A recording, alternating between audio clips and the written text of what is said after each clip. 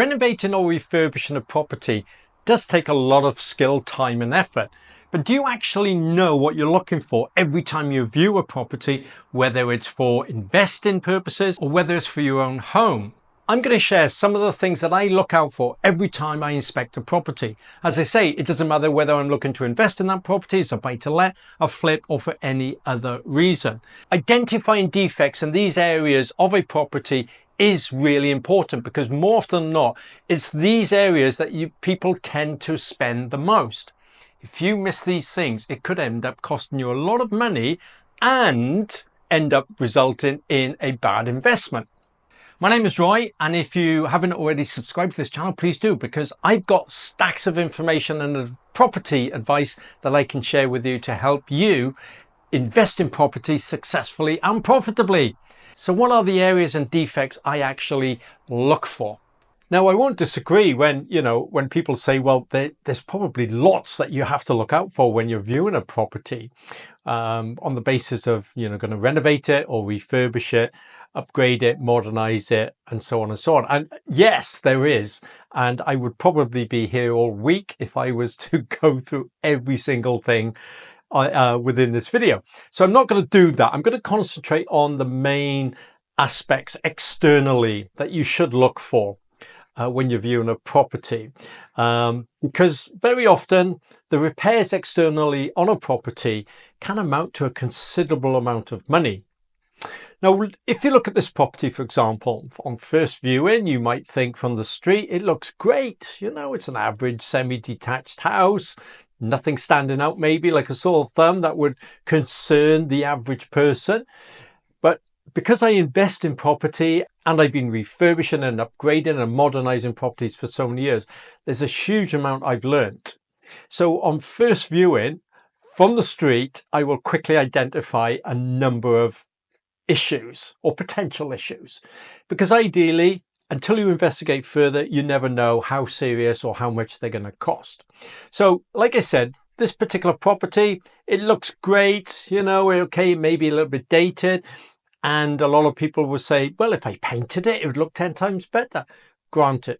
So what I'd like to do, we're going to walk around this property, okay? I've taken loads of different images and so on to highlight some of the things that I picked up that are really important.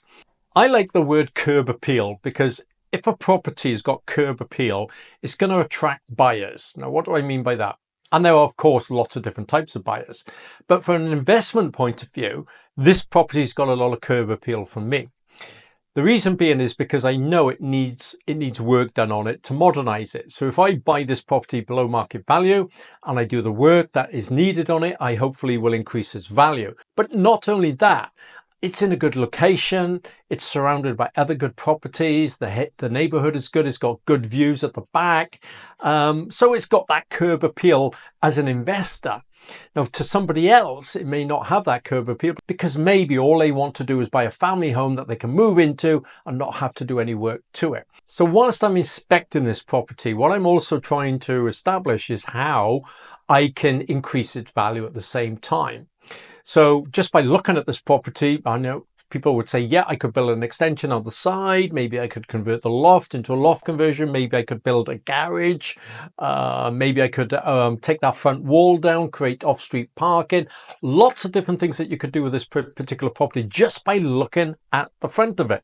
So generally, I'll try and work from the top and work down. Okay, so I'll look at the roof from the roadside. I'll zoom in, whether it's with the camera or binoculars or whatever, or just vision, just with your own eyes, to have a look at the state of the roof. Are the roof tiles old? Are they cracked? Have they slipped? Are there any missing? Does any of the ridge tiles need cementing? Have they come loose? Has the roof got a chimney? Is the chimney, defective? Has it got weeds growing out of the chimney in the joints? Does it need repointing? What about the lead work and so on? All of these things will cost money. And the thing to bear in mind with the roof is very often, to comply with health and safety in particular, you generally have to put scaffolding around a property so that you can carry out the roof works. Now that may also apply to the fascias, the guttering, the rainwater goods and so on. So there's a lot to think about when you need to carry out repairs to a roof. So it's not just repairing the roof. It's the tools and the equipment that you need to be able to do so. All of this costs money.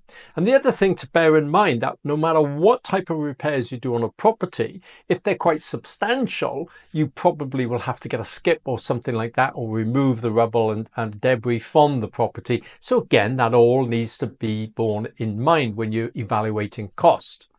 So when I'm looking at this roof, I can see that yes, the tiles are concrete cement type tiles. They're quite heavy. Now that may cause issues for the beams and the rafters inside the roof to maybe bend, maybe, the forces on those can be quite substantial. They may have cracked. They may be, if it's letting water in, those rafters may have got some damp on them, dry rot, wet rot, and so on. So again, not only are you looking for defects on the outside, but when you go inside the property, it's also important for you to identify what the defects externally may be causing internally. Now, there's no point in rectifying or, upgrading and repairing defects inside if they're being caused by defects outside and you're not going to repair them. Because if you do repair them, they're only going to get damaged again. So it's a catch-22 situation. And the more you inspect properties and view them, the more you'll get used to the idea of what to check and what defects to look out for. Now, I've seen in the past, for example, whereby, roofs have had lightweight slate on it, or fabricated slate, fiber cement slates, which are relatively light. And then people have renewed or retiled the roof over the years with heavy concrete tiles. Now, the weight of those might be 2, 3, 4, 5 times as heavy as maybe lightweight fiber slates or tiles, for example. If that's the case, it can cause over time the roof to deviate. And again, you may see a bit of a dip in a roof, you may see some movement, you may even see some cracks around the external walls of the roof, whereby the weight of the roof and the force of the roof of the rafters is pushing the brickwork and stonework out of the walls, causing cracks. Now, this could be quite a substantial issue, and something that could cost you a lot of money to repair. So knowing this type of thing is really important. However, don't panic, because if you don't know what to look for, or whether or not a crack in a roof or wall, for example, is structural, I would highly recommend getting a structural engineer. So as I've looked around this roof, I can see, for example, that the tiles are probably original. Now I need to identify whether or not the felt underneath is, old bitumen type felt, whether it's a breathable felt, or whether or not the attic suffers from condensation. Is the roof well ventilated? Is there any dry rot or wet rot in the roof, and so on? Now, one of the things I'd like to point out at this point is that very often at the end of the roof, where the gutters and fascias are, the felt in those areas tends over time to rot, and it'll break away and crumble. So if any water gets behind the tiles or the slates, it will then run down the felt, and instead of running into the gutters and the downpipes and draining away nicely like it should, it will actually drain and soak into the walls of the house.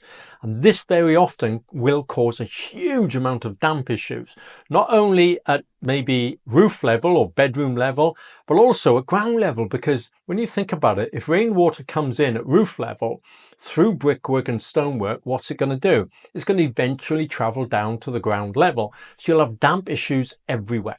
Now, some people are fooled by this because they think it's damp coming in through the walls or it's rising damp, whereas in fact, it's the roof. Lots of people I know have come across issues whereby they haven't identified the real source and cause of damp inside a property. So a roof is like an umbrella. It is the main protection from the elements of the sky that will protect the property. If it's not, you will have lots of issues to deal with. So it is important from the very outset that you check a roof thoroughly. So not only do you check for, the tiles are broken, slip in, you need to check the felt, you need to go inside the attic to have a look and see if there are any obvious defects.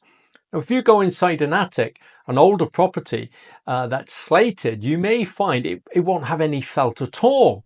Now then, it may not be leaking, because, you know, years ago, that's how roofs were made. They had no felt. They were just slate or tiles. However, to comply with regulation, it may mean that you're going to have to strip a roof that hasn't got any felt and felt it, and then maybe put the existing or old tiles, slates back on. That's one option. The other option is you're going to end up buying new slates and tiles. It really does depend.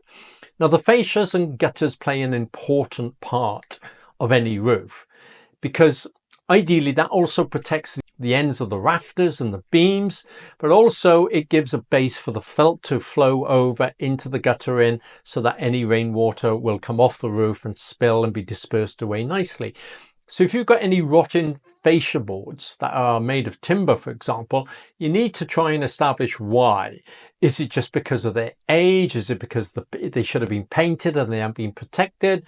Or is there an issue with the roof whereby, you know, the rainwater is getting onto the fascia boards, whereas it maybe shouldn't be in certain places, or behind the fascia boards?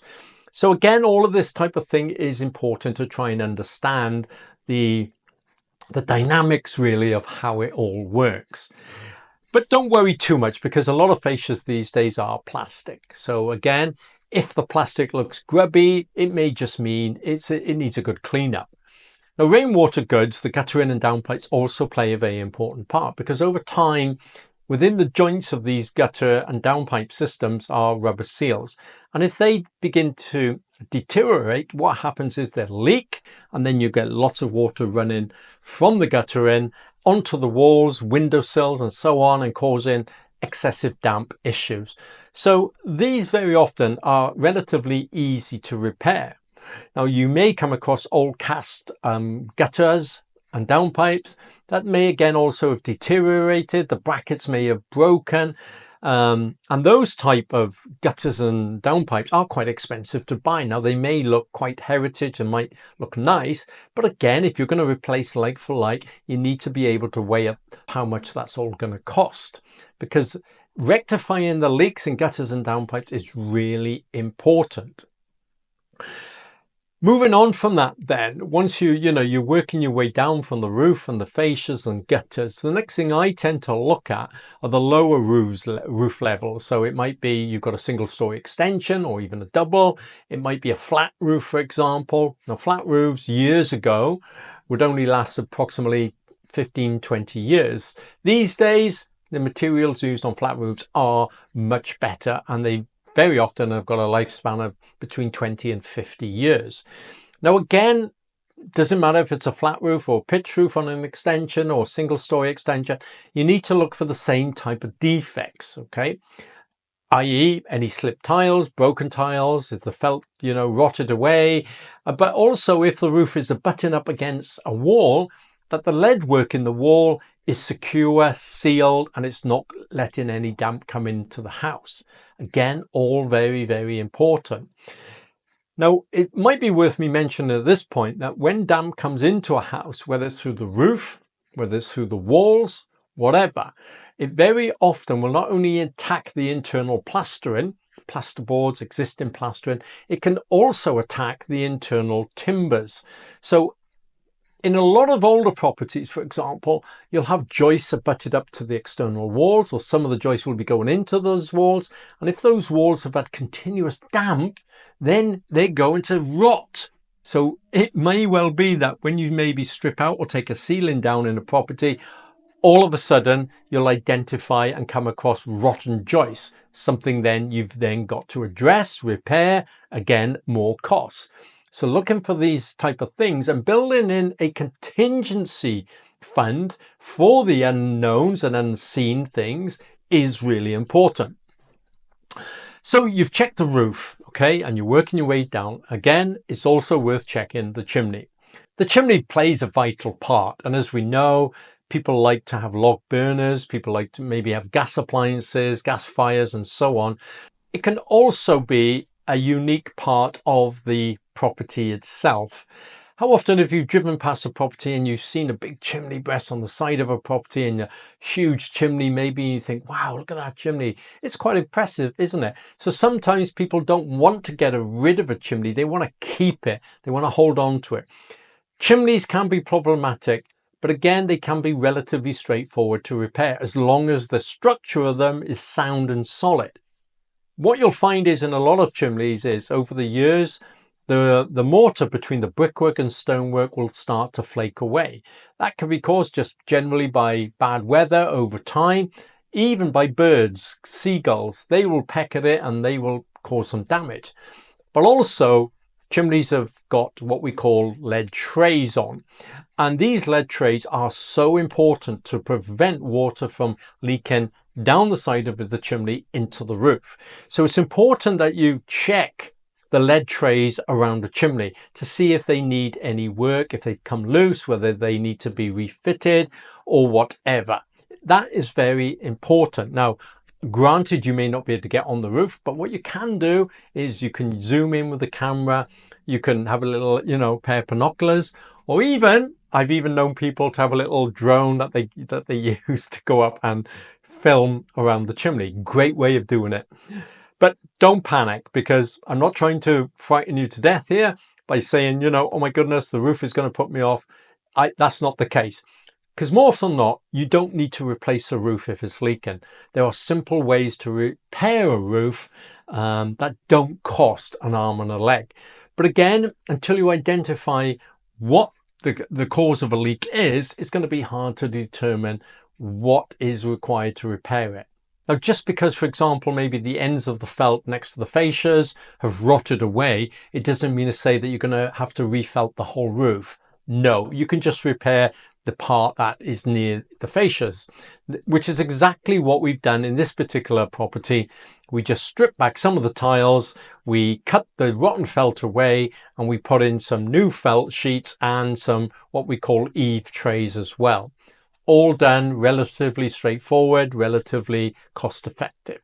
So don't be put off when you're looking at an older property and you think, oh my goodness, this is just by looks, it's going to end up costing me a fortune to repair. Remember what they say, never judge a book by its cover.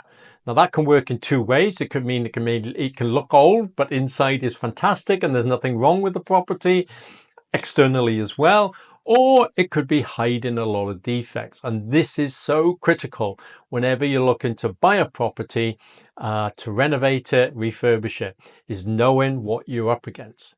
The next thing I look at is very often either the walls or the windows. So let's start with the walls, okay? Properties are built of brick, stone, and then they may be rendered. Yes, some properties are built of timber, and they've got, cladding on. Now, all of these things are great ways to build properties, but they all in time will deteriorate, which means that you've got to repair them. If when you go into a property such as like this one I went in recently, and there's damp everywhere, straight away, I know there's some serious issues here. Determining whether the damp is coming from the roof, the external walls, the windows, the doors, the downpipes, the guttering, or even rising damp can be a bit of a minefield. It might be that it's a bit of each of those things. So if you identify, for example, that the external brickwork, stonework, or render has deteriorated, which means that it needs to be repaired, that will, after you've repaired it, eliminate a lot of the damp issues inside the house. So the obvious thing to look for, whether a house is built of brick or stone, is the deterioration of the mortar joints. When the mortar joints deteriorate, what will happen when rain gushes against these surfaces? These walls will absorb the rain. And strangely enough, the walls will hold on to that damp. It will suck it into the inside of the property. Not only that, the damp will fall to ground level or whatever level it may be able to get to, and then it'll come into the property and it'll cause all of the damp issues. Now, whenever a wall is damp, it needs to breathe, or walls should breathe anyway. So if damp gets in and it can't get back out because maybe you've got cladding over a wall or it's been rendered, that damp can't breathe, it can't dry out quick enough. So what happens? It comes into the property. So what you need to do if the wall is rendered is look for obvious signs. They may be hairline cracks in the render itself. Believe it or not, these hairline cracks will absorb a lot of rain. Now you might look at a render and think, well, there's nothing wrong with this render. Nothing wrong with it at all, and there's a few cracks, but trust me when I say those few cracks can cause a lot of damage. Now, to repair those cracks, it might mean you have to take all the render off.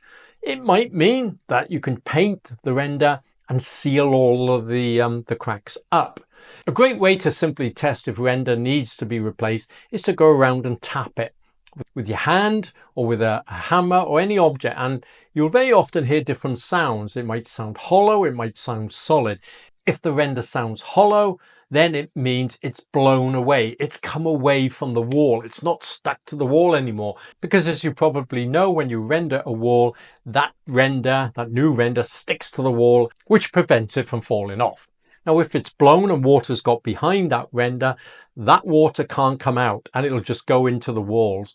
And what also happens during the winter months is that damp and rain and water will expand or contract, whichever, but it'll also expand when it freezes. So when water in walls or behind render freezes, it expands and pushes the render more away from the wall. So over time, it means you've got to replace the render, and it gets worse and worse and worse. So the internal damp that you think, is maybe coming from rising damp or the roof might be just because it's coming through the render, even if the render looks great. So bear that in mind. So whenever I'm looking at the walls, I'll zoom in and I'll look carefully at the walls. I'll tap them in various areas if it's rendered, just to see if there are any obvious defects. Now, what you might come across are cracks like this around the windows, for example, of the render and brickwork and so on. So you might think, hey, is this structural? Is this really serious? Is the property subsiding? Is it going to cost me an arm and a leg to repair it? Not necessarily, because don't forget, properties over time move. And when properties move, they will crack a little bit. Now, if properties have cracked, only slightly, it means they may not crack anymore, and it's easily repairable. If properties have moved quite a lot, then you may want to get a structural engineer to double check to see if it's ongoing movement or whether or not it's just old movement that's occurred over many, many years. If, for example, the cracks are quite, wide or deep, it might mean that you might have to stitch them together, and that will solve the problem. It's not the end of the world. But again, knowing this knowledge or getting the right advice will help you to determine what, if any, the cost is going to be to repair it. Very often you'll find little cracks like this around windows because the lintels above the window have moved. They may have rotted if they're timber inside, or they just might have deteriorated, which means that the lintels will have to be replaced. It means those cracks will have to be filled. It could be a relatively straightforward repair. But identifying these type of things is so important, and understanding whether or not you have to build in a contingency fund to accommodate for those repairs. Now, what I also find is that around doors and windows, if the seals have failed around the door frames or window frames and water gets in, that can also cause cracking. It can also cause the frames to crack or break, and even the glass to blow in the windows. So again, checking all of these issues from the outside is very important. And if you see cracks in the seals around the window frames or door frames, it's a good idea to check inside whether or not there's damp in the reveals of the windows. Now, as you can see in these examples, this is classic of damp coming in from the outside because the window frames or door frames are not sealed properly. It's a simple fix. It really is. But the knock-on effect could be that you may have to re-plaster some of the internal walls in order to do so. Now, here's another example actually of a timber door. And as you can see, it's falling apart. It really does look as though it's on its last legs, doesn't it? But the cause of this door rotting is not cracks around the door frame or the rain blowing against it. The cause of the reason why this door is rotted so much is because the little porch roof above it was letting in water not only behind the roof and down the wall onto this door, but also into the walls around the door, which then absorbed this dampness, and it accelerated the rotting process. So you may decide to replace this door, but unless you replace the roof above it and fix all of the issues where the rain is coming down onto the door, it's not going to be long before you're going to have to maybe replace that door again, or you're going to experience damp issues coming in and around the door. So again, can you see how the knock-on effect can end up costing you a lot of money if you don't rectify the cause of the defect to begin with? Doors and windows play a real important part in preventing damp from coming in a house. Now, just imagine the rain is bashing against the windows and doors and it's running down onto the windowsills or the door sill. That rainwater should then flush or run off the windowsills and be disposed of in the correct way. However, if you've got cracks in the windowsills or around the windowsills, what's going to happen? That rainwater is going to soak in around those areas into the property and cause more damp issues. Now, particularly if that's happening at ground floor level and you go inside the property and you can see lots of damp all around the floor area and under the windowsills and so on, you might immediately think it's rising damp. Whereas the sole cause could well be it's water coming in from and around the window and the windowsills.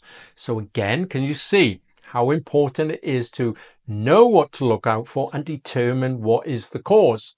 So by just maybe simply re-siliconing around the window frame or the door or the sill, for example, could eliminate the damp issue altogether. It could be as simple as that. I have known in my own property, I've had a little bit of silicone just on the top of a windowsill break away from the render. Visually, you couldn't really see it, but I was having damp coming in all the time when the rain was beating against this particular window. And at first glance, I couldn't identify what it was until I physically started touching the silicone, and it then moved a little bit away from the render, and I knew straight away that was the sole cause.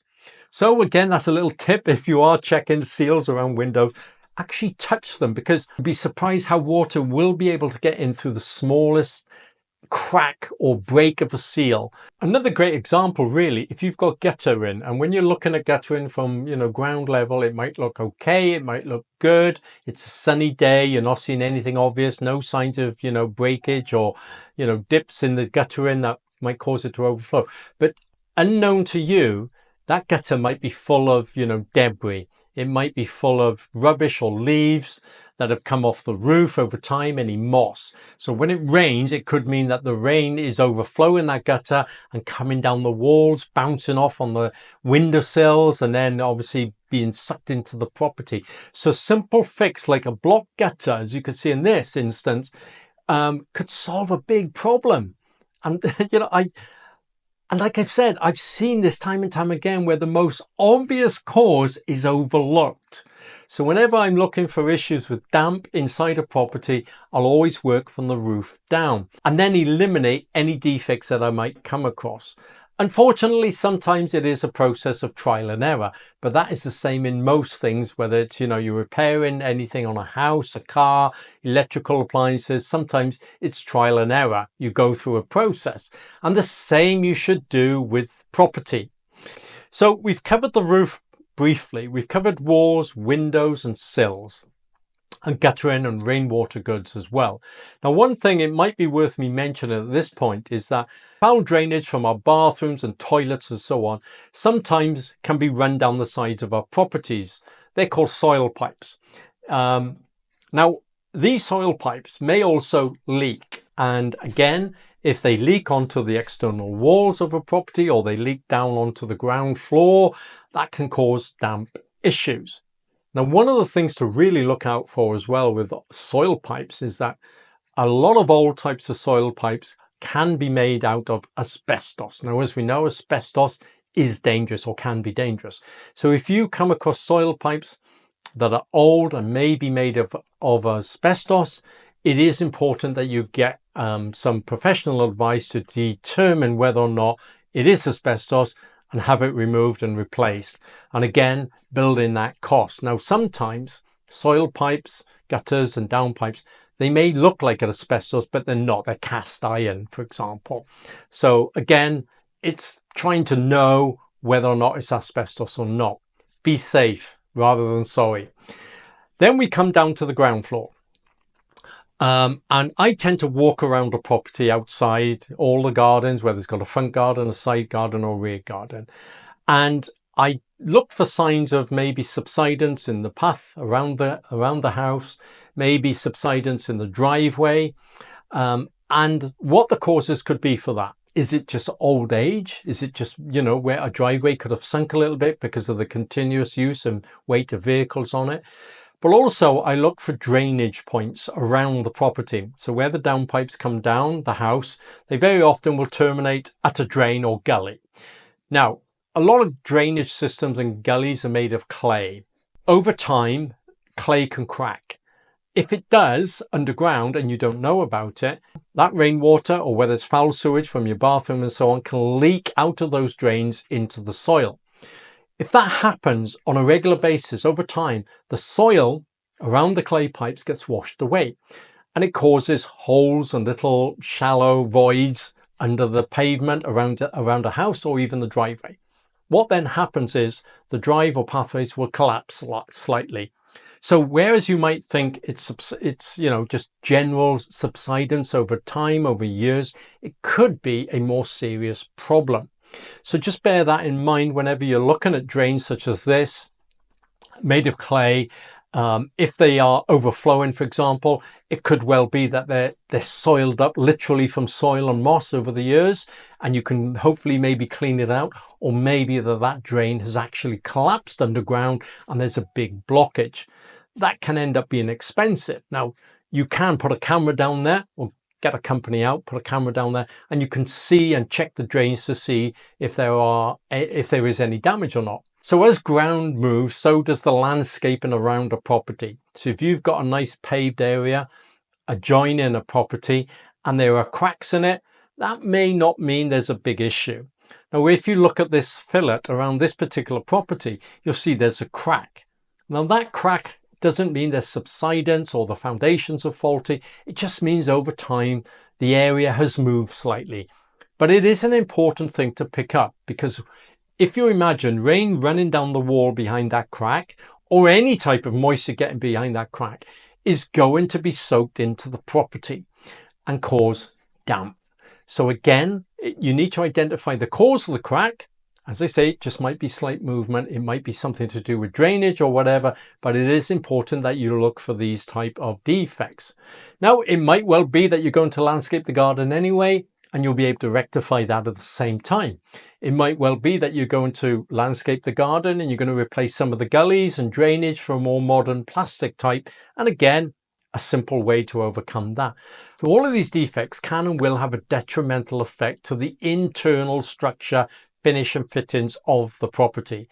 So once you seal and repair the outside, you know everything is perfect. You know all you've got to concentrate on then is the inside.